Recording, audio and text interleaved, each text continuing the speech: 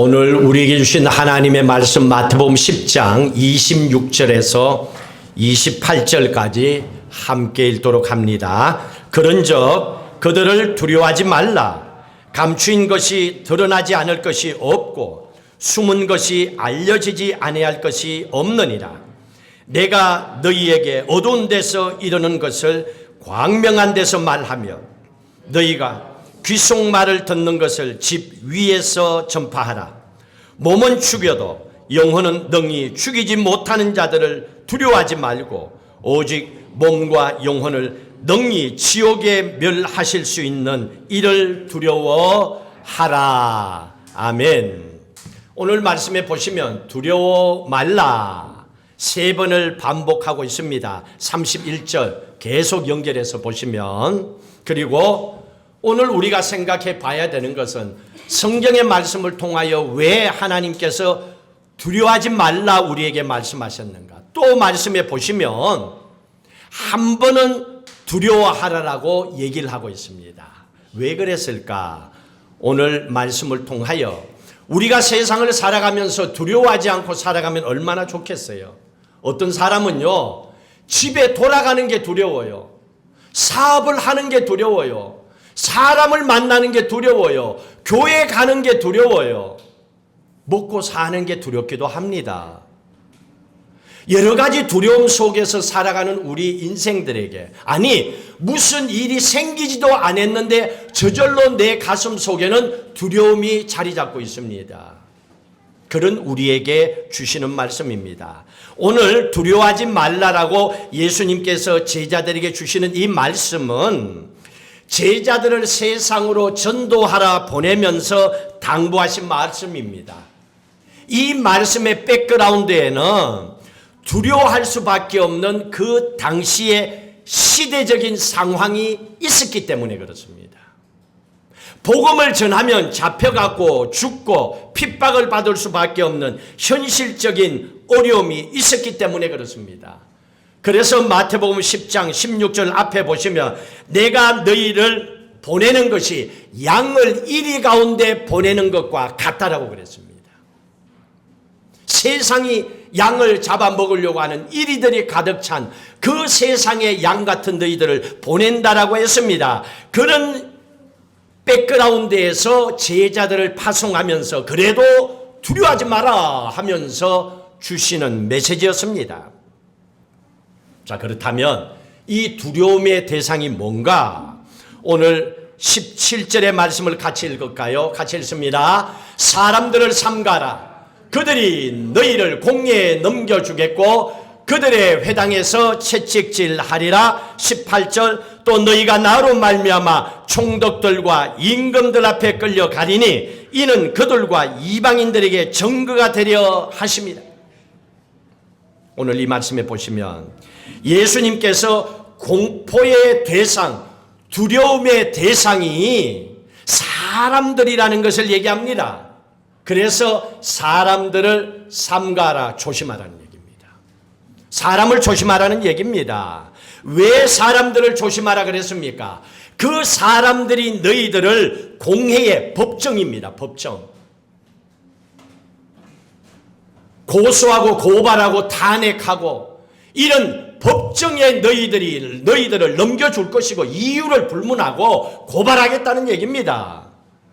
네가 내 마음에 안 들고 내 생각하고 다르기 때문에 그건 알 바가 아니라는 겁니다. 힘 있는 자들이 약한 자들을 이유 없이 마구 잡아 넣을 수 있는 끔찍한 그런 상황, 그런 공회에 너희들을 넘겨주고 회당에서 채찍질하고 총독과 왕들에게도 끌고 갈 것이라고 합니다. 이건 가만히 보면 힘 있는 사람들은 절대로 저기에 당할 사람이 없습니다. 안 당하죠. 누가 힘 있는 사람들을 법정에 세우고 돈 있는 사람을 법정에 세우고 백그라운드에 힘 있는 사람을 누가 감히 채찍질하고 저렇게 하겠어요. 힘없는 백성들을 저렇게 하지요. 여기에서 말하는 공회 법정은 유대인들의 사내들인을 얘기합니다. 사내들인은 지금의 국회의원과 똑같습니다. 로마 정부의 허락하에 있습니다. 유대인들의 공동체 법정을 얘기하는 겁니다. 대제사장을 중심으로 해서 제사장, 장로, 서기관들 71명이 모여가지고 유대인들의 대표가 되어가지고 일을 처리합니다. 여기에서 단 한 가지, 로마에 반역하는 정치본부들은 여기에서 손을 못 댑니다. 로마가 직접 다스립니다. 그 대신 그 외에 유대인들에 관계된 군사적인 문제, 입법 문제, 사법권의 문제는 여기서 다 장악하고 71명이 마음대로 결정합니다. 그러면 그게 법이 돼버리는 거예요. 그게 사내들입니다. 강력하죠. 알고 보면 저런 거 없어야 되고 국회도 없어야 돼. 너무 강력한 힘을 가지고 억울한 백성들을 만들어내는 거예요. 왜 백성들이 먹고 사는 돈이나 모든 결정을 왜 그들이 합니까? 백성들이 세금 내고 백성들이 하는데 당연히 세금 내는 사람들이 결정권을 가져야 되죠. 그런데 대표로 세운 저 사람들이 삐딱한 길로 걸어가게 되면 유대인들이 말살을 당하게 되는 겁니다. 그런 강력한 힘을 가진 권력기관이 사내들입니다. 회당은 바리새파들이 중심으로 있는 국민교육기관입니다. 모든 교육은 여기에 회당에서 결정합니다. 뭐 총독이나 왕들은 그 당시에 그 땅을, 유대 땅을 점령하고 있는 세력들, 왕들, 헤롯가, 뭐 왕들, 이런 사람들을 얘기하고 있죠. 자, 여기에서 사람들을 삼가라, 조심하라는 얘기는 권력과 종교를 막론하고 지배층에 있는 사람들, 권력을 가지고 백성들을 다스리고 법이요 하면 자기의 마음대로 모든 걸 하는 지배층에 있는 모든 사람들을 조심해라, 그 말입니다. 믿지 말라는 얘기입니다. 백성들이 그 사람들을 믿지 말라는 얘기입니다. 그 사람들이 잘못된 길로 걸어가게 되면, 그 권력을 잘못 쓰게 되면 나라도 망하고 백성들도 망하는 거예요. 여러분, 저 아프리카에 가보세요. 가난한 나라들요, 지금도 전쟁입니다. 왜? 권력을 가지고 이파 저파 뭐 양파 이리파 이래가고 막 싸우고 있어요. 하여간 가난한 나라일수록 더 힘들고 더 어려워요. 이 사람들이 하는 행포가 뭡니까? 결국 그 사람들이 지배력을 가지고 권력을 가지고 돈들을 가지고 백성들을 갈라뜨립니다. 백성들이 갈라지니까 가족이 갈라지고 형제자매가 갈라지고 부모 자식의 생각과 결단과 마음이 갈라지는 거예요. 그러다 보니까 형제가 형제를 죽이는 자리에 넘겨줍니다. 꼭 공산국가나 똑같이요. 아비가 자식을 그렇게 합니다. 자식이 아비를, 부모를 고발합니다. 불신과 도덕적인 붕괴가 그 자리에 일어나는 거예요. 어디에 믿을 곳이 없어요. 서로가 불신입니다. 도덕이라고는 눈 뜨고도 볼 수 없고 찾을 수가 없습니다. 완전히 망가져 있습니다. 자, 이런 세상이었습니다. 그 당시에, 지금 말씀 전하는 이 당시에 이스라엘의 상황이었습니다. 그걸 보고 계셨던 예수님께서 이 정도 되면 사랑하는 하나님의 백성들은 저 사람들 가까이 하면 안 돼. 다 떠나라 하고 딴 데로 보내야 되잖아요. 상처 안 입게, 그런 꼴 안 보도록. 그런데 예수님은요, 도망가라, 도피하라 하지 않고 그 속으로 12 제자를 보냅니다. 그러면서 하시는 말씀이, 그런 일이 가운데 간다 하더라도 두려워하지 말라, 이 말씀을 하고 있습니다. 그러면 여기에서요, 우리가 사는 삶과 똑같아요. 세상이 너무 머리 아파. 왜 이렇게 먹고 사는 것도 힘든데, 직장 다니고 돈 버는 한 달 일해서 먹고 사는 것도 힘드는데 뭐가 이렇게 세상에 머리 아픈 일이 많은 줄 몰라. 이런 세상 가운데서 우리는 어차피 그 세상을 떠나서 살아갈 수가 없습니다. 대한민국이 싫다고 다른 나라에 가서 살아봐야 그 사람은 영원한 대한민국 사람이에요. 미국 시민권자들이죠, 여러분들. 근데 여러분들, 미국 시민권자지만은 관심이 어디에 더 커요? 뿌리가 대한민국이니까 대한민국이 더 관심이 크잖아요. 어쩔 수 없어, 이거는. 우리가 그런 세상 가운데 살고 있습니다. 그런 우리에게 하나님께서 무엇을 근거로 해갖고 어떤 이유로 두려워할 수밖에 없고 꼴보기 싫고 그냥 살기도 싫은 우리에게 그래도 가라, 살아남아라, 살아라 하고 두려워하지 말라고 말씀하셨을까? 첫 번째 이유가 있습니다. 26절입니다. 같이 읽도록 합니다. 26절. 그런즉 그들을 두려워하지 말라. 왜? 그 다음에 설명합니다. 감추인 것이 드러나지 않을 것이 없고 숨은 것이 알려지지 않을 것이 없느니라 그랬습니다. 이 얘기가 뭡니까? 정당한 이유로 박해를 받는 거, 그러면 법대로 받는 벌이니까 어쩔 수 없어. 남의 것을 훔쳐서 잡혀서 벌받아 누구라도 알아. 그러나 그게 아니고 정당한 이유도 없는데 박해를 받는다. 그러면 반대로 모함이나 거짓이나 불의로 그 사람을 뒤집어 씌워가지고 그 사람을 억울한 고난을 당하도록 만들었다는 얘기지요. 그렇게 하나님의 백성들이 그 당시에 많이 고난과 어려움을 당했다는 얘기입니다. 너희들이 죄가 없는데도 힘이 없어서, 돈이 없어서, 백그라운드가 없어서, 배운 것이 없어서 모함당하고 거짓 속에서, 불의 속에서 너희들이 고난과 어려움을 겪고 있느냐? 억울함을 겪고 있느냐? 그런 상황에서 두려워하지 마라. 왜 그런 줄 아니? 반드시 진실이 밝혀지는 날이 온다. 그걸 지금 얘기하고 있는 겁니다. 악한 세력의 업무가 언젠가는 드러나게 되어 있다는 겁니다. 진실이 드러난다는 거죠. 지금은 힘으로 덮어버리고 돈으로 덮어버리고 권력으로 덮어버리고 능력으로 배운 것으로 여러 가지로 덮어버릴 수 있지만은 진실은 드러난다는 겁니다. 한국에도 얼마 전에 뉴스에 보니까 20몇 년을 아버지 죽인 딸로 깜빵을 살다가 무죄로 받고 나온 사람이 있더라고. 얼마나 억울하겠어. 20년 넘게 살인자, 아버지를 죽인 살인자로 살다 왔으니까. 근데 법은 그럴 수가 있는 거예요. 20년이 지났어도 잘못될 수 있어. 왜? 그 법을 결정하는 재판관이 인간이잖아요. 그리고 그 살인하는 현장에 그 재판관은 없었잖아요. 법적인 여러 가지 근거를 통하여 재판을 결정했을 뿐이에요. 그러나 그거는 옳고 그름은 아무도 몰라요. 눈앞에 벌어진 사건 제외하고는. 당사자가 아니오 그러면 끝까지 아니오가 될 수 있는 거예요. 하나님께서는 그럼에도 불구하고 하나님께서는 반드시 옳고 그름 시비를 가려내신다는 말씀입니다. 26절의 말씀은 알곡과 가라지를 갈려내시고 참과 거짓을 밝히는 그날이 반드시 올 것이기 때문에 모순과 어두움이 영원할 것 같고 저 사람들이 잘 되는 것이 오래 갈 것 같지만은 아니야. 하나님은 그걸 얘기해 주고 있습니다. 그렇기 때문에 감추어 있는 것이 힘으로 권력으로 돈으로 지금 덮어서 그게 맞는 것 같이 만들어 놓았다 하더라도 그것이 드러날 날이 온다. 반드시 하나님께서 진실을 우리에게 보여줄 날이 온다. 만약에 세상에서 그게 드러나지 않는다면 마지막 죽고 나면 그 영혼이 영원한 백보자 심판대 앞에서 지옥과 천국으로 갈려진다 하는 것을 얘기하는 거예요.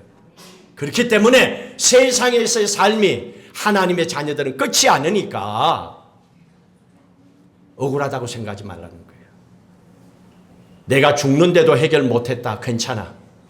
억울함이 있어도 괜찮아. 주님 앞에 가면 다 밝혀지거든요.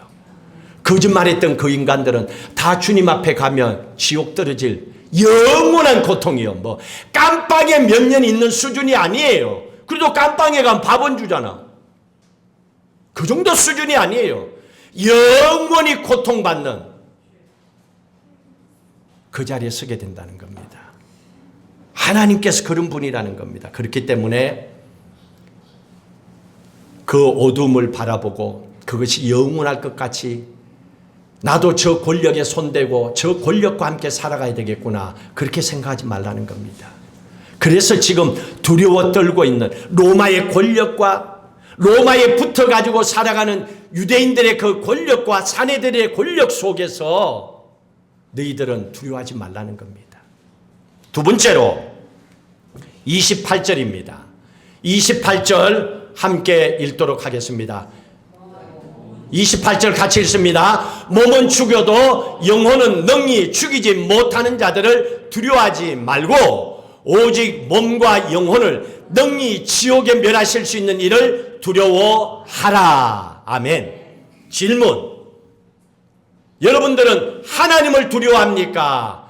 세상 권력과 돈과 힘 있는 사람들이 우리를 짓누르고 우리를 괴롭히고 우리에게 공포감을 심어주는 걸 두려워합니까? 1번입니까? 2번입니까? 2번의 자리에 설 사람들 앞으로 뭐 남은 인생이 10년 정도 되면 버틸 수 있을지 몰라도 쉽지가 않아요. 한번 보십시오. 오늘 이 말씀은 하나님을 두려워하라는 말씀이거든요. 그렇다고 이 말씀이 사람들이 인간을 마음대로 죽일 수도 있다, 그 권한을 인간들에게 줬다, 그 말은 아니에요. 사람들이 인간의 육신만 죽일 수 있다는 이 말이 그 말이 아니라는 얘기입니다. 여기에서 주시는 말씀은 사람들이 아무리 박해를 알고 괴롭힌다 하더라도 우리의 육체만 건들 수 있는 이런 한계가 있다는 얘기입니다. 우리의 영혼까지는 못 건든다는 얘기입니다. 우리는 영혼이 있잖아요. 우리는 영혼이 들어가면 육신은 그냥 땅에 묻히고 흙으로 가는 거예요. 반대로 생각하면 안 돼요. 그런데 교회 다니는 사람이든 아니든 전부 육신에 매여 있어요. 육신이 먼저가 되다 보니까 영혼과 하나님은 멀리 있다니까요. 그러니까 육체의 고통이 오면 다 돌아서고 배신하고 그러잖아요. 우리가 지금까지 신앙생활해 온 신앙의 목적과 결단이 어디 있는지 한번 보십시오. 진짜 나는 그렇게 생각해 왔는가? 한번 보십시오. 잔인한 인간들에게 우리가 핍박을 받고 있습니다. 베드로처럼 십자가에 거꾸로 다치고 사지가 찢어지고 피부를 벗기고 뜨거운 풀무물에 기름불에 넣어서 사람을 죽이고 목판에 사람을 걷게 해서 고통을 겪게 하고, 이 모든 순교자들의 삶의 모습을 보십시오. 그분들은 그 상황을 이겨냈지요. 그러나 그분들에게 고통이 없었습니까? 그 순간에 육체적인 고통은 분명히 있었을 겁니다. 그렇기 때문에 육체적인 고통이 있기 때문에 그 상황이 공포감을 내게 주기 때문에 모든 사람은 두려워할 수밖에 없어요.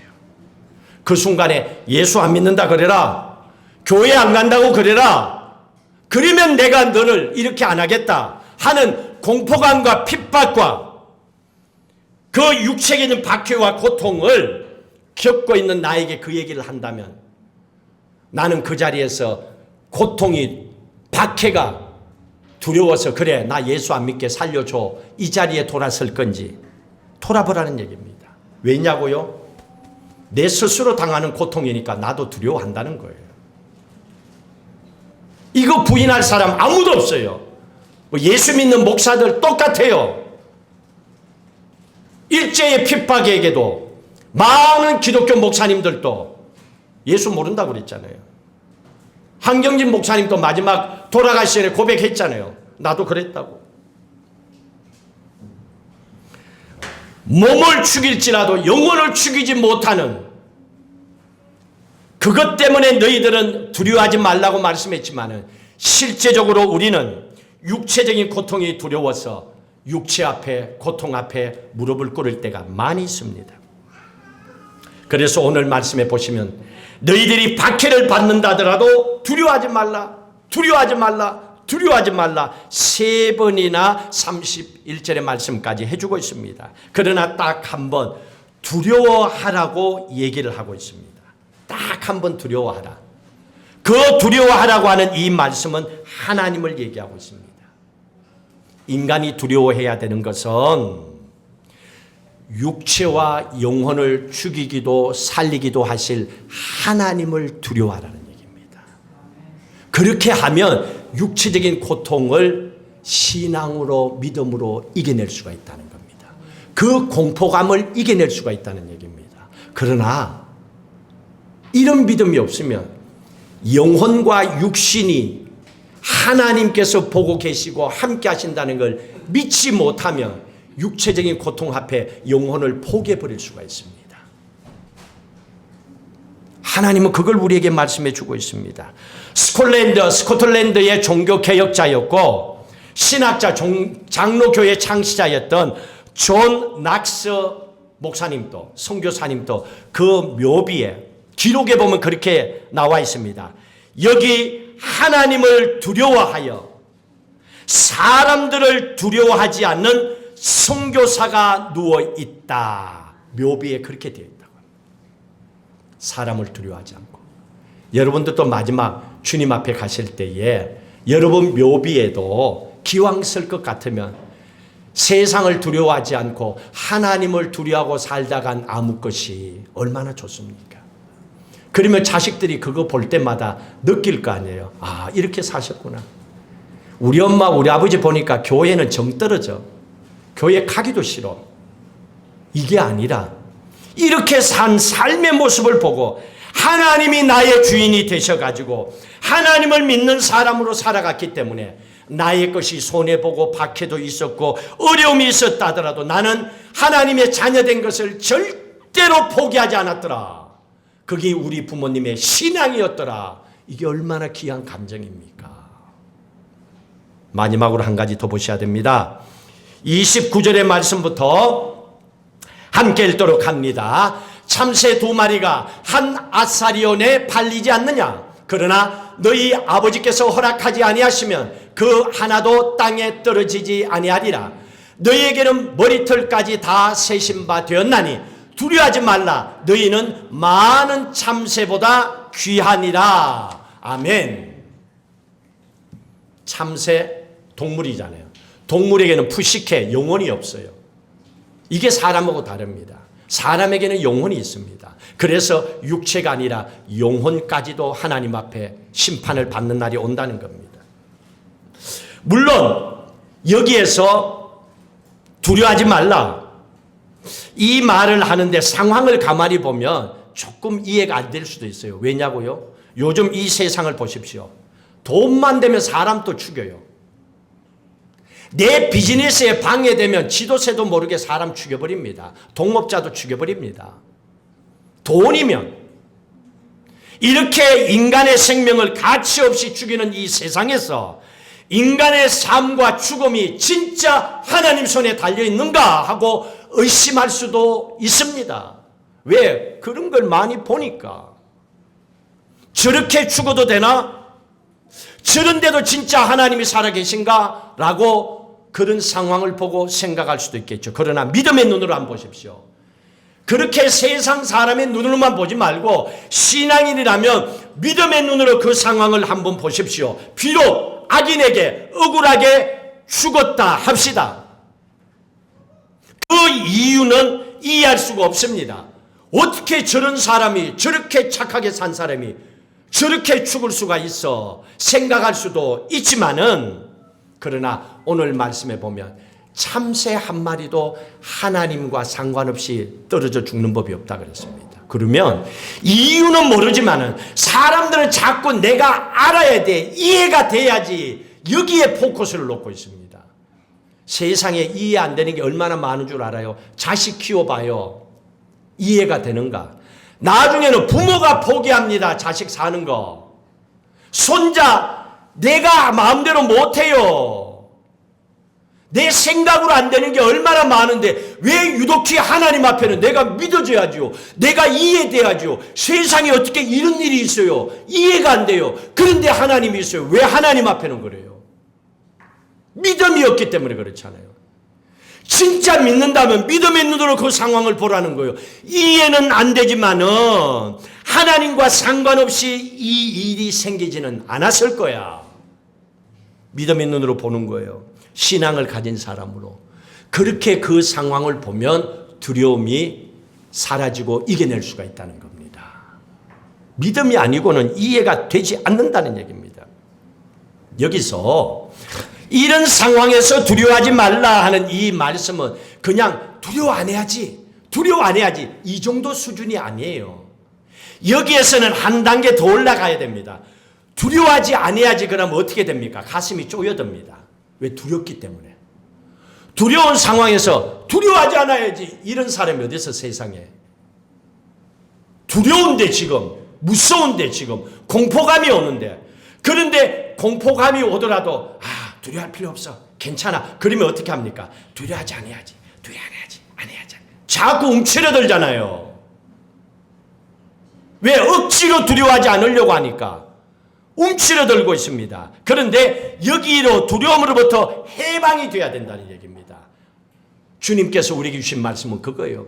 두려움에서 해방이 되어서 네가 맡은 일을 지금 감당해 나가라는 얘기입니다. 그걸 얘기합니다. 사람은 두려움에 떨고 공포감에 떨면 하던 일을 다 내팽개주고 숨어버립니다. 그런데 하나님은 그게 아니에요. 적극적인 삶의 모습을 얘기합니다. 두려워하지 말고 거기에서 해방하고 자유함을 가지고 맡은 사명을 믿음으로 끝까지 감당해라 하고 그 말씀을 하는 겁니다. 기도의 자리에 서라. 부모의 사명을 감당해라. 직장에 열심히 주어진 사명을 감당해라. 열심히 살아라. 그 얘기를 하고 있습니다. 지금 우리에게 하시는 말씀이 그겁니다. 그래서 27절의 말씀이 여러분 조금 이해가 안 될 거예요. 설명을 해드릴게요. 27절 같이 읽습니다. 내가 너희에게 어두운 데서 이르는 것을 광명한 데서 말하고 하나. 두 번째, 너희가 기속말로 듣는 것을 집에서 전파하고. 이렇게 두 가지를 얘기합니다. 이거는요, 지금 이스라엘 백성들, 유대인들에게, 제자들에게 하는 말씀이 로마의 박해를 받고 있는 상황입니다.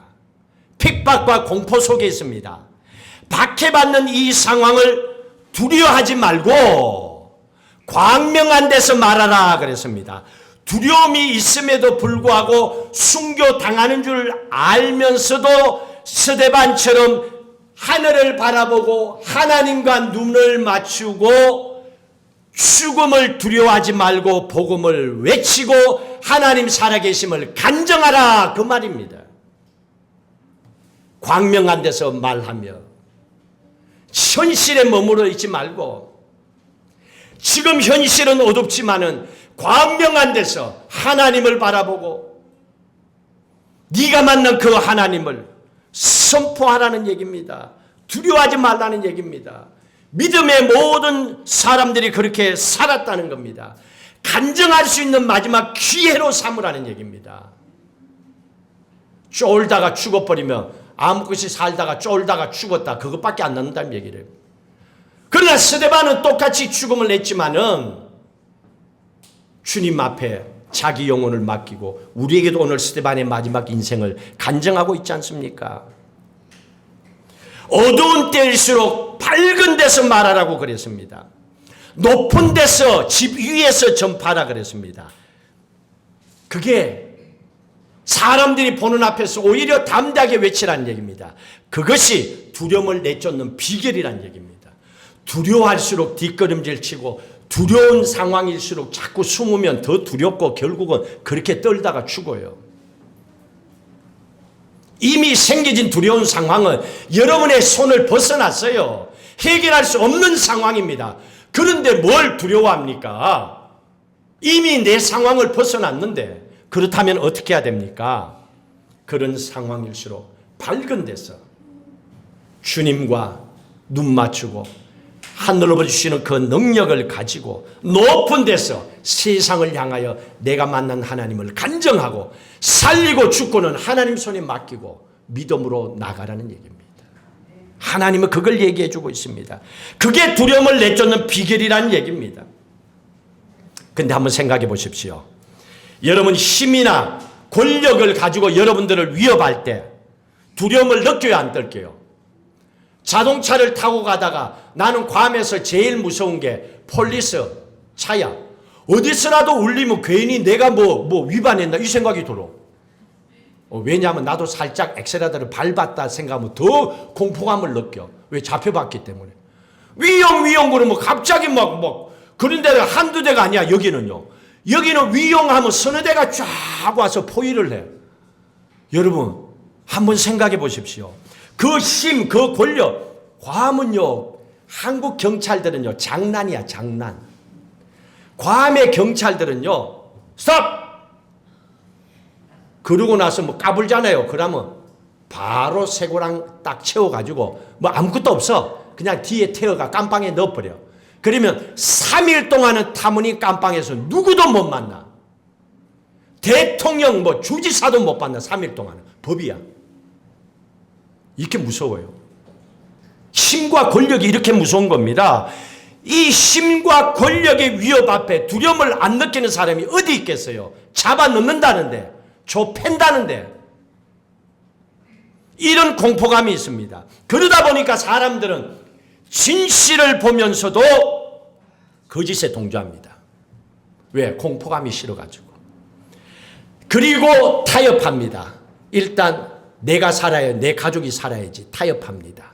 그래서 결국은 비겁한 사람이 되어버리죠. 이런 사람들 역사에도 많이 있습니다. 성경에도 많이 있습니다. 이유가 뭡니까? 그 사람 크리스찬이라고 얘기할 수 없습니다. 왜냐고요? 두려워해야 될 하나님보다는 당장 눈앞에 보이는 권력의 힘과 또 공포감에 떨고 하나님을 배신했기 때문에 그렇습니다. 그런 사람들은 편할 때 교회에 나올 수 있지, 힘들고 어려울 때는 하나님을 떠날 사람들이에요. 천국까지 못 갈 사람들이에요. 오늘 이런 상황을 우리에게 주고 있습니다. 그러면 한번 결과적으로 보십시다. 우리의 삶의 두려움이란 어디에서 옵니까? 항상 내가 집착하고 있는 데서 옵니다. 내가 꽉 붙잡고 이거는 절대로 못 놔. 여기에서 나에게 공포감이 옵니다. 두려움이 옵니다. 예를 들어볼까요? 명예를 좋아하는 사람 있잖아요.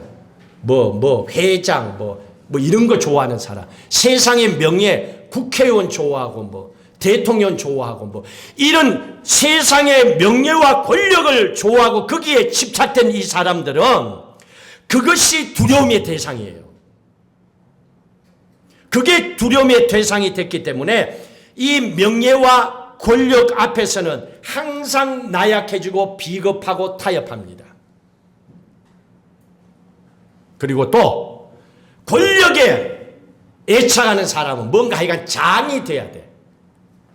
막 이런 권력에 애착을 가진 사람은요, 권력이 절대적인 두려움의 대상이 됩니다. 이거 빼앗길까 싶어가지고, 이 별자리 날아갈까 싶어가지고 충분히 그것을 위해서는 어떤 짓도 합니다. 거짓말은 아주 쉬운 거고, 봤는데도 안 봤어요 하는 거 쉽게 할 수 있어요. 그런 거는. 왜? 권력이 내 인생의 최고니까. 그게 없으면 내 인생이 두렵기 때문에. 그러나 하나님을 두려워하는 사람들을 보십시오. 믿음의 모든 사람들을 보십시오. 명예와 권력과 돈에 아첨하는 비겁한 사람들이 아니었습니다. 그것과 맞서서 복음을 선포하고 끝까지 예수 그리스도의 십자가의 길을 따라갔던 사람들입니다. 이게 교회였습니다. 이게 크리스찬들의 삶이었습니다. 오늘 우리는 어떻습니까? 세상 사는 것이 아무리 좋아도 우리는 온통 두려움 속에서 살아가고 있습니다. 우리의 삶 속에 보십시오. 지금 건강한데 건강에 대해서 두려워하고 있어. 조금만 이상이 있으면 이러고 있어. 이러고 있어. 두려움에 걱정하고 있습니다. 자녀 교육의 문제, 애 잘 크고 있는데 100점을 맞으나 80점이나 50점이나 60점이나 그게 그거지. 성적이 절대로 인생을 사는 거하고 아무 상관없는데, 여러분 한번 물어볼까요? 여러분 옛날에 학교 다닐 때 50점 안 받아본 사람 몇 명 빼고는 다 받아봤을 거예요. 그게 문제가 아니라니까. 그런데 문제는 어떠십니까? 자녀 교육의 문제 앞에 떨고 있어요. 두려워하고 있습니다. 걱정하고 있습니다. 부모 혼자 걱정하는 거예요. 자식은 재밌게 잘 살고 있는데. 그게 왜 인생에 중요한 건데. 또 졸지에 언제 내 인생에 닥칠지 모를 장래의 문제에 대해서 두려움을 느낍니다. 미리 당겨갖고 걱정한다는 얘기입니다. 1년치, 5년치, 10년치를 당겨가지고 걱정하고 두려워하고 살아가고 있습니다. 그러면서도 죽을 때는 장래 준비도 안 해놓고 가. 만약에 그런 걱정할 것 같으면 미리 장래 준비 다 해놓고 가세요. 갑자기 졸지에 가지 말고 두려워할 바에는 준비까지 잘해. 내가 이렇게 얘기해도 봐요. 나중에 그냥 가지. 무슨 말인가 아는가 모르겠네. 자, 우리가 두려움을 이겨내고 살아갈 수 있는 이유가 뭡니까? 결론적인 건 오늘 이 말씀을 보시면 참과 거짓을 심판하시는 분, 삶과 죽음을 주관하시는 분, 우리의 머리카락까지도 세시는 분, 누구라 그랬습니까? 하나님이라 그랬잖아요. 우리가 믿는 우리의 아버지 하나님, 그 아버지 하나님께서 우리가 뭐라 그랬습니까? 이런 두려워할 수밖에 없는 세상의 모습이라 하더라도 두려워하지 말라 그랬잖아요. 명령이에요. 그러면 이 말씀을 여러분 믿어야 돼요? 믿지 말아야 돼요? 설교 헛들었어. 다시, 그러면 우리가 사는 세상이 두려움으로 열받는 걸로 꽉 찼다 하더라도 우리가 믿는 하나님 아버지께서 우리에게 두려워하지 말라 그랬습니다. 이거를 신뢰해야 돼요? 안 믿어야 돼요? 신뢰해야지. 믿어야죠. 믿으면 여러분의 삶을 하나님께 맡겨야 돼요? 지가 알아서 살아야 돼요? 맡겨야죠. 그러면 결론 난 거야.